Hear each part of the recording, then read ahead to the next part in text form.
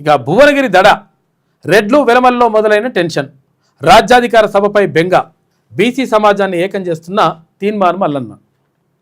JAC పాత్ర పోషిస్తున్న TRP, ఎందుకంటే ఇప్పుడు అన్ని పార్టీలను కలుపుకొని పోవాల్సినటువంటి బాధ్యత ఉంటుంది.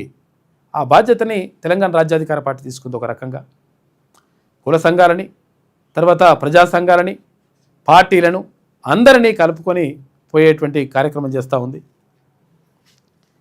పార్టీలకు అతీతంగా ఆహ్వాన పత్రికలు అందజేస్తున్న వైనం, గతంలో కులాల వారీగానే సభలు, అందుకే భయపడని అగ్రవర్ణాలు. కానీ ఇప్పుడు సబ్బండ బీసీ కులాల సభ జరగడంపై ఆందోళన వ్యక్తం చేస్తున్నట.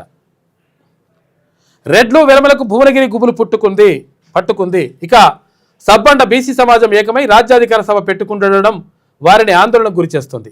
ఈ సభ తర్వాత ఎక్కడ తమ వర్గాల అధికార పీఠాలకు బీటలు వారుతాయోనని బెంగ వారిని వెంటాడుతోంది.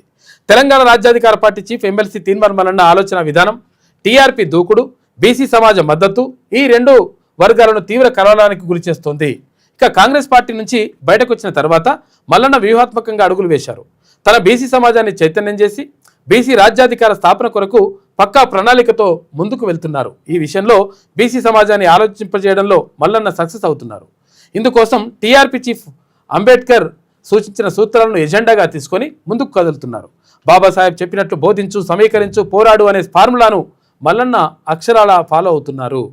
కాంగ్రెస్ నుంచి బయటకు వచ్చిన తర్వాత మల్లన్న బీసీలకు అనాదిగా జరుగుతున్న అన్యాయాన్ని ప్రజలకు వివరించే ప్రయత్నం చేశారు. రాష్ట్ర ప్రభుత్వం చేపట్టిన కుల సర్వే రిపోర్టును లైవ్లో చించేశారు. బీసీలకు జరుగుతున్న అన్యాయాన్ని లెక్కలతో సహా వివరించారు. సబ్బండ బీసీ కులాల వారి జనాభా దామాష ప్రకారం రాజకీయంగా చట్టసభల్లో ప్రాతినిధ్యం లేకుండా రెడ్లు వెలమలు ఏ రకంగా కుట్ర చేశారో వివరించారు. గతేడాది సెప్టెంబర్ 17న తెలంగాణ రాజ్యాధికార పార్టీని స్థాపించి రెడ్డి వెలమ ఆధిపత్య కులాలకు బీసీ సమాజం తరఫున మల్లన్న అసలైన సవాల్ విసిరారు. ఇక ఇప్పుడు జూలై 5వ తేదీన భువనగిరి వేదికగా లక్షలాది మందితో భారీ బహిరంగ సభ నిర్వహించనుండడం ఆధిపత్య కులాల కంటి మీద కునుకు లేకుండా చేస్తోంది. సాధారణంగా ఏదైనా రాజకీయ పార్టీ తరఫున బహిరంగ సభ పెడితే లైట్ తీసుకుంటారు. కాకపోతే ఇప్పుడు ఇది మొత్తం కూడా గుబులు పుట్టిస్తూ ఉంది. ఏది భువనగిరి సభ.